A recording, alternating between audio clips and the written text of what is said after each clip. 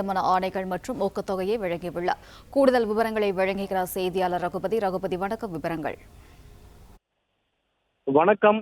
Champions of Tamil Nadu எனும் தலைப்பில் 5 ஆண்டு கால விளையாட்டு சாதனை கொண்டாடும் வகையில் சென்னை நேரு உள் விளையாட்டு அரங்கில் இந்த நிகழ்ச்சியானது தற்பொழுது நடைபெற்று வருகிறது.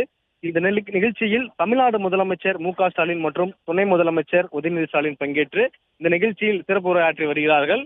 இதற்கு முன்னதாக விளையாட்டு வீரர்களுக்கான 3% இடஒதுக்கீட்டின் கீழ் 50 மாற்றுத்திறனாளி விளையாட்டு வீரர்கள் உட்பட 175க்கும் மேற்பட்ட விளையாட்டு வீரர்களுக்கு பணி நியமன ஆணை வழங்குதல், அதேபோல் 1172 விளையாட்டு வீரர்களுக்கு 33.5 கோடி உயரிய ஊக்கத்தொகை மற்றும் சென்னையில் சர்வதேச விளையாட்டு நகரத்திற்கான முதல் கட்டடம் 261 கோடி அடிக்கல் நாட்டும் விழா என பல்வேறு நிகழ்ச்சியில் இந்த முதலமைச்சர் உதயநிதி ஸ்டாலின், துணை முதலமைச்சர் உதயநிதி ஸ்டாலின் உள்ளிட்டவர்கள் பங்கேற்று இந்த நிகழ்ச்சியினை தொடங்கி வைத்திருக்கிறார்கள்.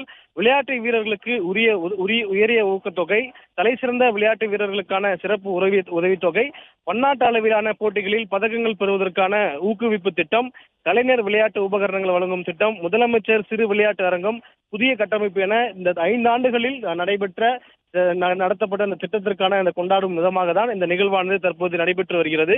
செஸ் ஒலிம்பியாட், சர்வதேச மகளிர் டென்னிஸ் சாம்பியன்ஷிப் போட்டி, ஆசிய ஆடவர் ஹாக்கி சாம்பியன்ஷிப் போட்டி, ஃபார்முலா 4 கார் பந்தயம், ஸ்குவாஷ் உலகக்கோப்பை 2023, முதலமைச்சர் கோப்பை விளையாட்டுப் போட்டிகள், ஆசிய ஆடவர் ஹாக்கி சாம்பியன்ஸ், சோழ இந்தியா இளைஞர்கள் விளையாட்டுப் போட்டி என இந்த 5 ஆண்டுகளில் நடத்தப்பட்ட இந்த சாம்பியன்ஸை கொண்டாடும் வகையில் தான் இந்த நிகழ்ச்சியானது தற்போது நடைபெற்று வருகிறது.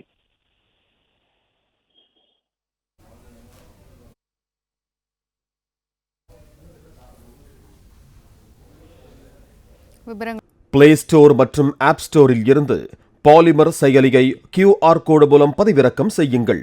செய்திகளை உடனுக்குடன் பெறுங்கள்.